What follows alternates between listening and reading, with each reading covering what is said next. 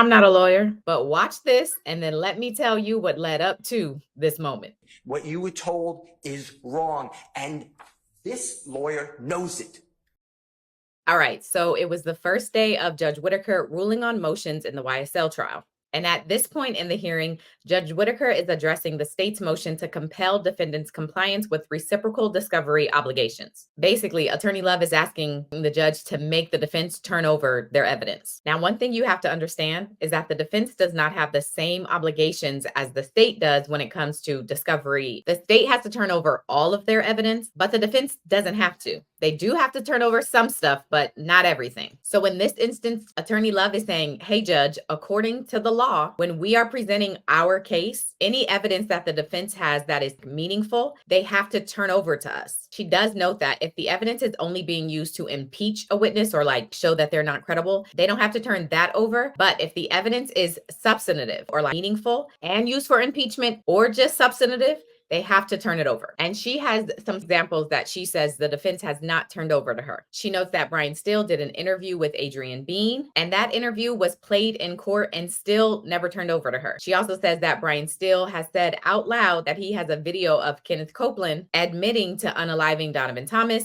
And even though she's requested it, she said again, Brian Steel has not turned it over. So again, she says these are substantive or meaningful evidence that they are required to turn over, and they have not. First example was recordings that were held by counsel for defendant Williams of an interview conducted with state's witness Adrian Bean. The recording that was given to the state was only a portion of the recorded statement at issue. And we do not have, if there are further statements, if there are further recordings, we don't have them. We've not been offered them. Another example is defendant Williams has asserted verbally that he is in possession of a video recorded statement of the witness currently on the stand in which that witness reportedly asserts, "We killed Nut." The state is not in possession of any such recording, is unaware of the existence of one, but as I stated earlier, Mr. Williams has asserted verbally that he has such a statement. The state rather requested the court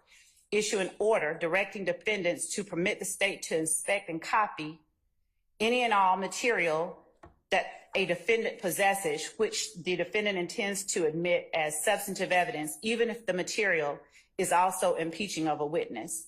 Now, Brian Steel gets up and he says he's already explained multiple times, and Judge Glanville has already ruled multiple times that what she is saying is wrong. And Attorney Love has still chosen to file this motion knowing that it's wrong. Basically, Brian Steel says that Attorney Love keeps trying to point the judge to some federal cases to support what she's saying, even though she knows that Georgia has its own law regarding this matter. According to Brian Steel, Georgia law says that the defense only has to turn over the evidence if it's their case in chief, meaning if it's a witness that they called. If it's not a witness that they called, they don't have to turn it over. This is the fourth time we're having the same hearing. What Prosecutor Love did not tell you is the Georgia law that I've already handed to them.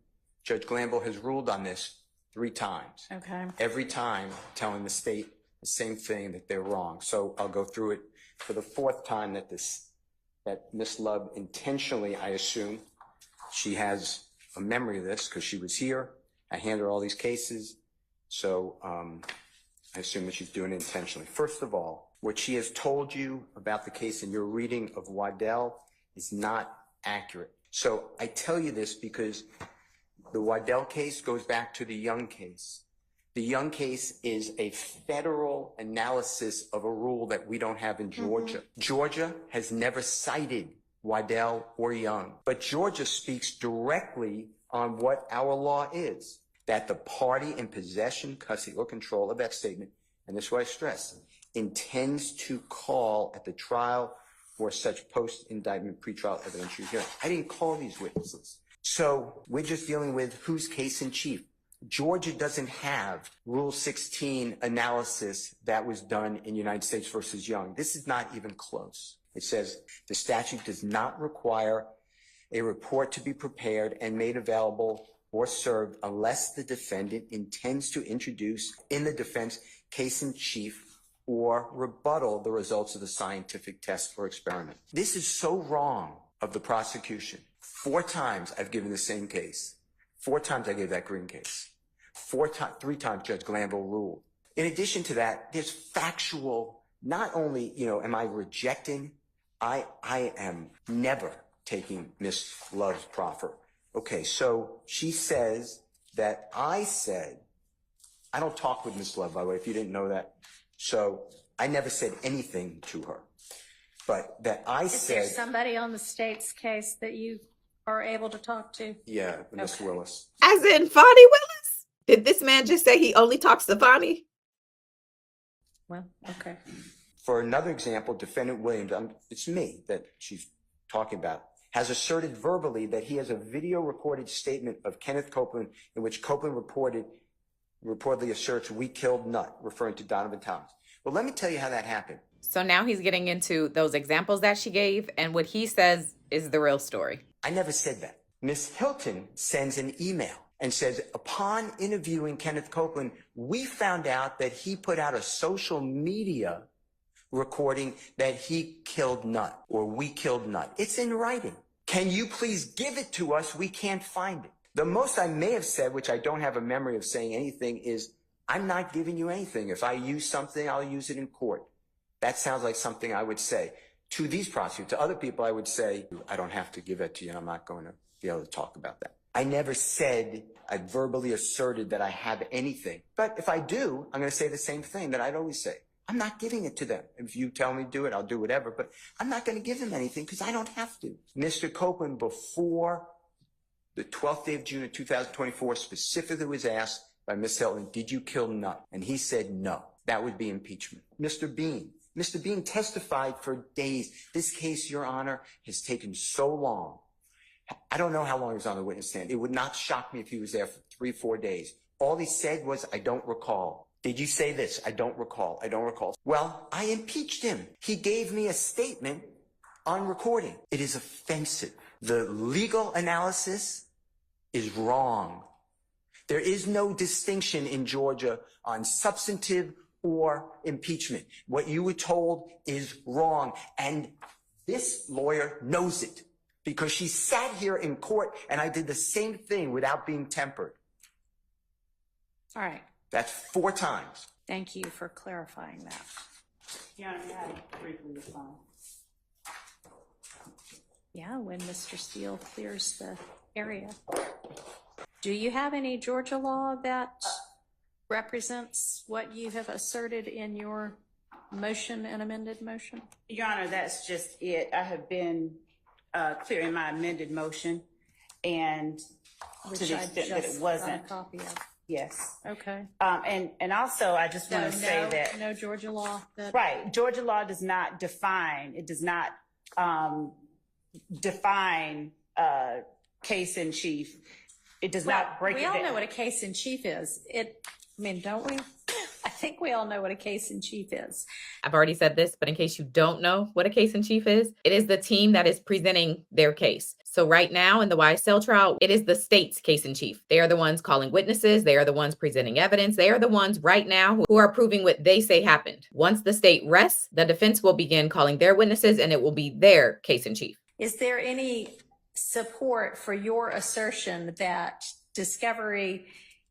reciprocal discovery is required based on the concept of substantive evidence? What I have said and what I maintain, 146 Georgia App 423. When is that from? What year? That's a 78 case. Okay, so that one's not relevant at all. Old case. Because we have a new evidence code since 78. So do you have any case law In Georgia, that supports the position you took in your motion that reciprocal discovery requirements are triggered based on whether you're presenting something as substantive evidence? That's my question to you.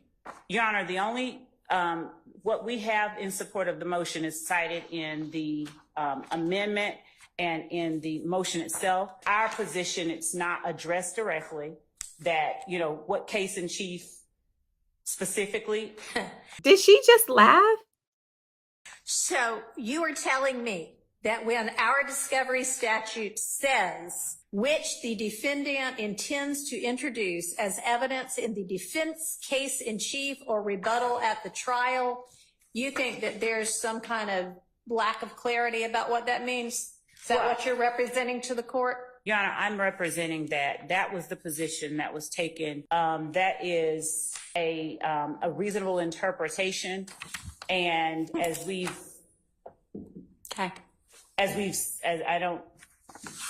said in our filing, Your Honor,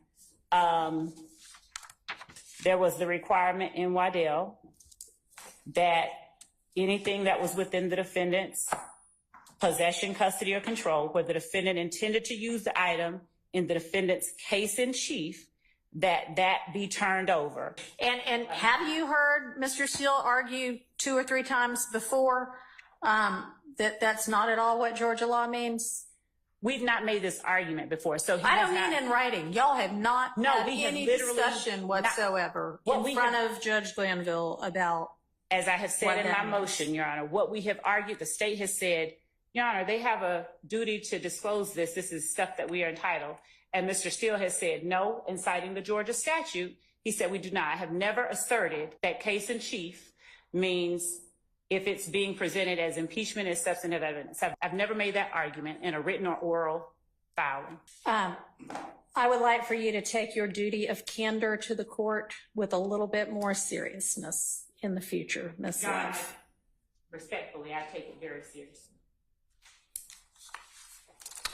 Okay, so anyway, we'll be abiding by the discovery requirements set forth in our statutes. And Mr. Steele, thank you for the clarification.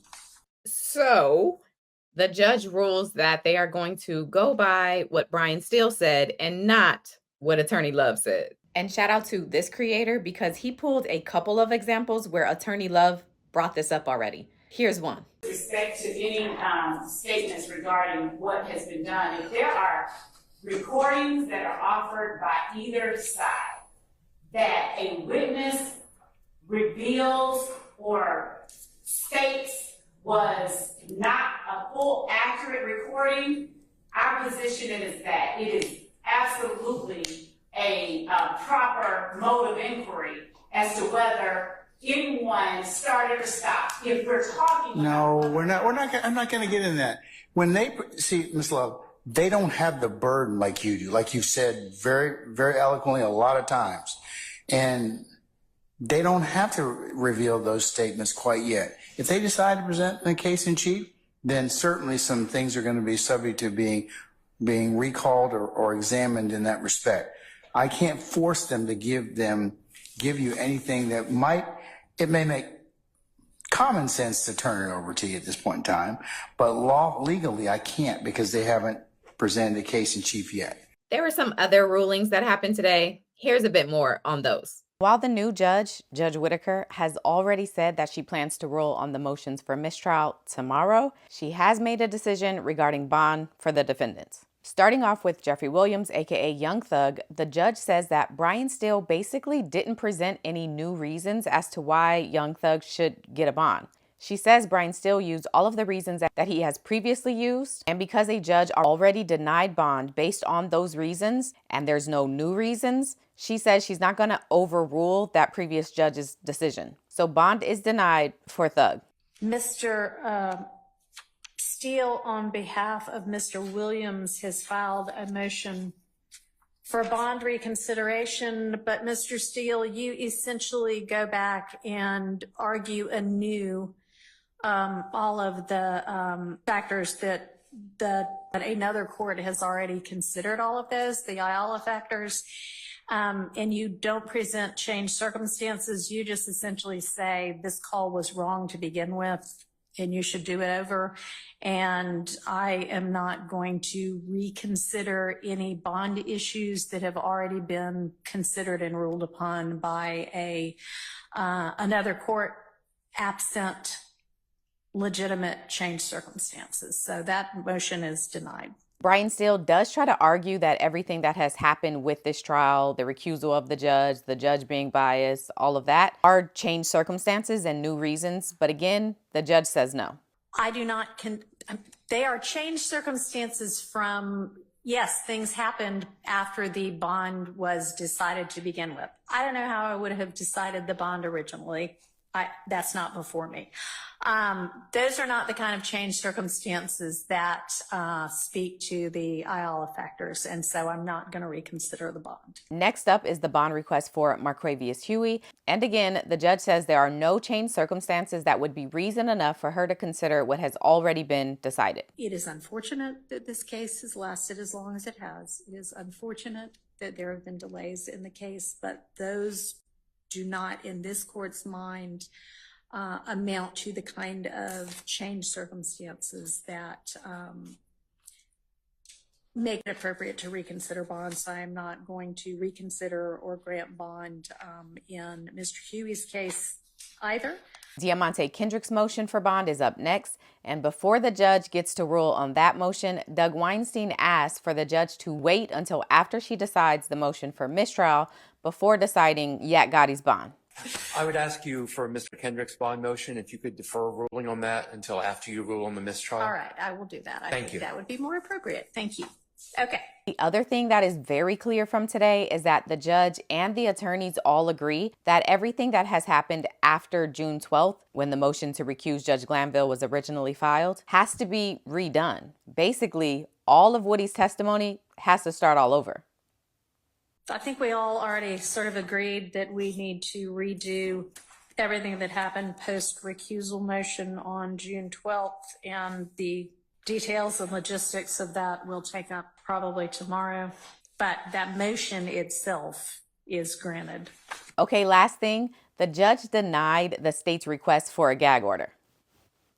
Y'all know the one where I was Exhibit F and she said the attorneys need to stop doing interviews. But I think that in regard to the propriety of doing that in this case at this time, I'm going to deny the state's motion. At this point in time, we are going to move forward without instituting any kind of a restrictive order for speaking with the press in the case. So that request was denied. So if there's any other attorneys who want to come do an interview, my doors are open.